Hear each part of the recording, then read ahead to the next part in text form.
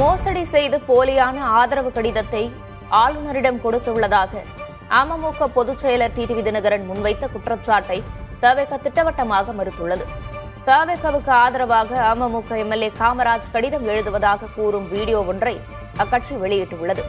AMMK MLA Kamaraj சுய நினைவுடன் கடிதம் எழுதி கொடுத்ததாகவும் கடிதத்தை காமராஜ் எழுதவில்லை என்ற தகவல் உண்மைக்கு புறம்பானது என்றும் தெரிவித்துள்ளது. உண்மை அனைத்தையும் மறைத்துவிட்டு டிடிவி தினகரன் தவறான செய்திகளை வெளியிட்டுள்ளதாக குற்றம் சாட்டிய தவிக யாருடனும் பேரம் பேச வேண்டிய தேவை தங்களுக்கு இல்லை என கூறியுள்ளது.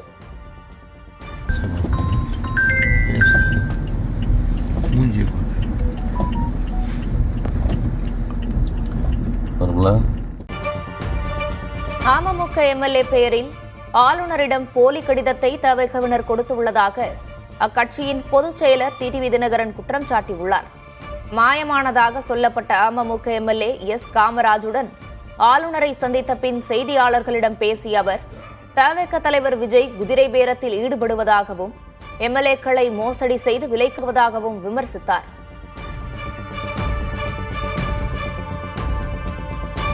இதே மாதிரி ஃபோர்ஜரி எவிடன்ஸ்லாம் நீங்க அனுப்புனீங்கன்னா அது சரியா? டிவிகேவுக்காக விஜய்க்கு ஆதரவா டிவிகேவை சப்போர்ட் பண்ணி காமராஜ் பேர்ல ஃபோர்ஜரியா ஒரு லெட்டர் வந்திருக்குல்ல, அதுதானே நீங்க எல்லாம் டெலிகாஸ்ட் பண்றீங்க. அந்த ஒரிஜினல் லெட்டர் எங்க காமிக்க சொல்லுங்க. ஹார்ஸ் ரைடிங்கா கூட இருக்கலாம், குதிரை பேரமா இருக்கலாம். எதுக்கு எங்க கட்சியில ஒரே எம்எல்ஏ இருக்கிறதுனால அவர் பேர்ல அனுப்பி இவரை கன்வின்ஸ் பண்ணி கொண்டு வந்துடலாம் நினைச்சிருப்பாங்க. ஆட்சி அமைப்பதற்கு முன்பே தவிக மோசடியில் ஈடுபடுவதாக அமமுக பொதுச் செயலர் டிடிவி தினகரன் குற்றம் சாட்டினார். ஆளுநரை சந்தித்த பின் செய்தியாளர்களை சந்தித்த அவர் தூய சக்தி என்ற பெயரில் தவிகவினர் மோசடி சக்தியாக உள்ளதாக விமர்சித்தார். வாட்ஸ்அப்ல வந்த காப்பிய உங்க வாட்ஸ்அப்ல இருந்து நீங்க ஒரு காப்பி அனுப்புனீங்கன்னா அதை டவுன்லோட் பண்ணி கொண்டாந்து கொடுத்திருக்காங்க. டிவிகே சார்பாக கொடுக்கப்பட்டிருக்கு. இது இதுக்கு ஃபோர்ஜரின் தூய சக்தி செய்கிற வேலையா? இது இன்னும் ஆட்சியே அமைக்கல, உங்களுக்கு அறுதி பெரும்பான்மை வரல, 108 சீட்டு தான் வந்திருக்கீங்க. அதுக்குள்ளாரே நீங்க இவ்வளவு மோசடி சக்தியா இருந்தீங்கன்னா நாளைக்கு ஆட்சி அமைத்தீங்கன்னா தமிழ்நாட்டில் யாரும் இருக்க முடியுமா? மோசடி சக்தியாவது தூய சக்திங்கிற பேர்ல மோசடி பண்றீங்க. தமிழக பொறுப்பு ஆளுநர் ராஜேந்திர விஸ்வநாத் அர்லேக்கரை 3வது முறையாக தவிக தலைவர் விஜய் சந்தித்தார். தவிகவுக்கு இரு கம்யூனிஸ்ட் கட்சிகளும் ஆதரவளித்த நிலையில் அவர்களது ஆதரவு கடிதத்துடன் ஆளுநர் அர்லேக்கரை சந்தித்து விஜய் ஆட்சி அமைக்க உரிமை கோரினார்.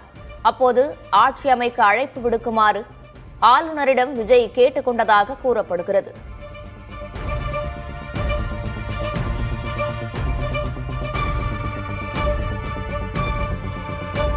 தவிக ஆட்சி அமைக்க ஆதரவு தெரிவித்த கம்யூனிஸ்ட் கட்சி தலைவர்களுக்கு விஜய் நேரில் நன்றி தெரிவித்தார். சென்னை கிண்டியில் உள்ள மக்கள் மாளிகையில் ஆளுநரை சந்தித்த பின் தியாகராய நகரில் உள்ள இந்திய கம்யூனிஸ்ட் கட்சி அலுவலகத்திற்கு விஜய் சென்றார். அங்கு மாநில செயலர் வீரபாண்டியனை சந்தித்து அவர் நன்றி தெரிவித்தார். தொடர்ந்து மார்க்சிஸ்ட் கம்யூனிஸ்ட் கட்சியின் அலுவலகத்துக்கு சென்ற விஜயை மாநில செயலர் சண்முகம் வரவேற்றார். இதையடுத்து சண்முகம், கே பாலகிருஷ்ணன் உள்ளிட்டோருக்கு விஜய் நன்றி தெரிவித்தார். தொடர்ந்து அங்குள்ள கால் மார்க்ஸ் சிலைக்கு விஜய் மரியாதை செலுத்தினார்.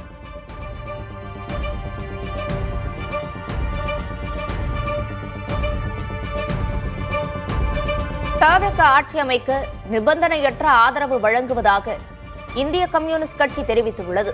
சட்டமன்ற தேர்தலில் தளி, திருத்துறைப்பூண்டி ஆகிய இரு தொகுதிகளில் அக்கட்சி வென்ற நிலையில் தவிக ஆட்சி அமைக்க நிபந்தனையற்ற ஆதரவு அளிப்பதாக கடிதம் வழங்கியுள்ளது.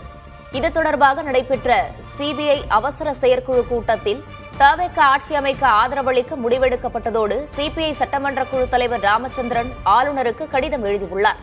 தமிழகத்தில் நிலையான மதசார்பற்ற மற்றும் ஜனநாயக ஆட்சியை அமைப்பதற்காக ஆதரவு வழங்கப்படுவதாக தெரிவிக்கப்பட்டுள்ளது.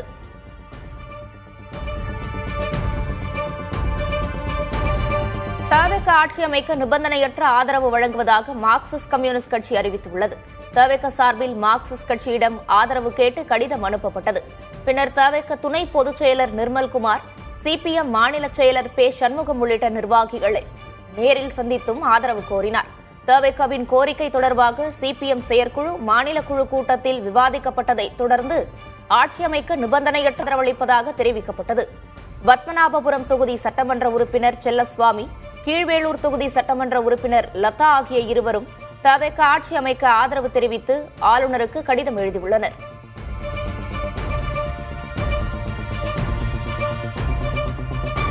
ஆளுநர் ஆட்சியை தடுப்பதற்காகவும் இன்னொரு தேர்தலை தவிர்ப்பதற்காகவும் தவிகவுக்கு ஆதரவளிக்க இரு கம்யூனிஸ்ட் கட்சிகளும் முடிவெடுத்துள்ளதாக மார்க்சிஸ்ட் கம்யூனிஸ்ட் கட்சி மாநில செயலர் பே. சண்முகம் கூறினார்.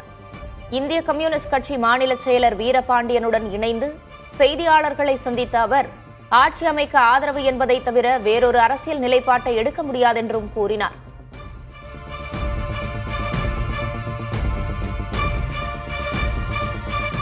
தமிழக வெற்றிக் கழகம் ஆட்சி அமைப்பதற்கு இந்திய கம்யூனிஸ்ட் கட்சியும் மார்க்சிஸ்ட் கம்யூனிஸ்ட் கட்சியும் ஆதரவு அளிப்பது என்று நாங்கள் தீர்மானித்திருக்கிறோம்.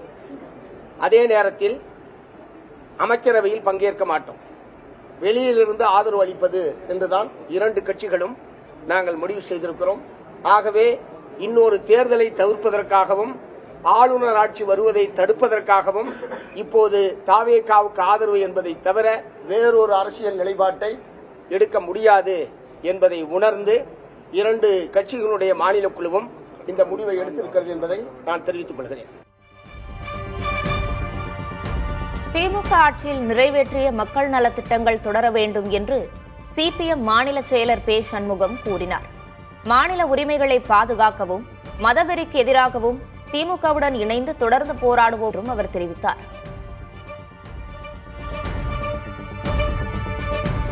மதச்சார்பற்ற கொள்கைகளை முன்னெடுப்பது, மாநில உரிமைகள் பாதுகாப்பு, தமிழ்நாட்டுடைய வளர்ச்சி, தமிழ்நாட்டிலே கடந்த 5 ஆண்டு காலமாக திராவிட முன்னேற்ற கழகம் நிறைவேற்றியிருக்கக்கூடிய மக்கள் நல திட்டங்கள், இவையெல்லாம் ஏற்கனவே நாங்களும் அவர்களும் சேர்ந்துதான் இங்கே நிறைவேற்றி இருக்கிறோம்.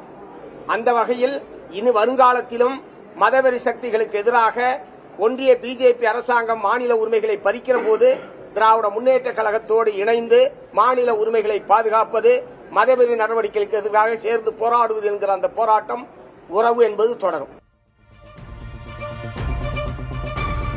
அரசியல் சட்டப்படி புதிய ஆட்சி அமைப்பதற்குரிய நடவடிக்கைகளை ஆளுநர் உடனடியாக எடுக்க வேண்டும் என திமுக தலைவர் மு. க. ஸ்டாலின் வலியுறுத்தியுள்ளார்.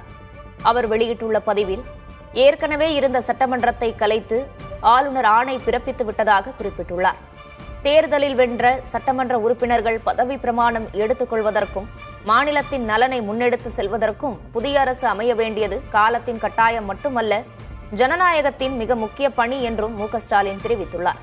மேலும் அரசு அமைவதில் தாமதம் ஏற்படுவதை தவிர்க்கும் பொருட்டு அரசியல் சட்டப்படி புதிய ஆட்சி அமைப்பதற்குரிய நடவடிக்கைகளை ஆளுநர் உடனடியாக எடுக்க வேண்டும் என்றும் அவர் வலியுறுத்தியுள்ளார்.